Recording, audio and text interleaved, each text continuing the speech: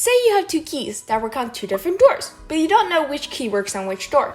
If you try key 1 and it works on door 1, you will know that the other key works on the other door without trying it, right?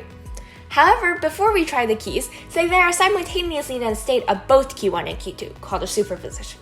Until we try them on the door, then they will randomly take a form as one of the two key shapes.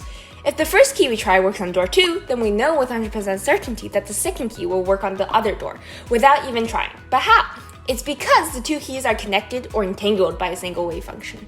A wave function is like probability wave. The probability of this particle being here is much higher than it being here. The particle can be found in any location in between, creating a wave. However, if we measure a particle by its total angular momentum or spin, the wave function collapses, because to measure a particle, we have to pick a direction. So to measure this particle, we have to pick a direction, and there's a 50-50 chance that the particle would take the form of the direction that was picked, or the exact opposite. When we measure the particle, the wave function of the particle will collapse to take one definite form, up or down. Okay, now, what if two particles share the same wave function? Like the key example, if the spin of particle 1 is up, the spin of particle 2 will be down 100% of the time. The entanglement doesn't depend on the two particles being close to one another. As long as the two particles don't interact with anything else, they will always show opposite results.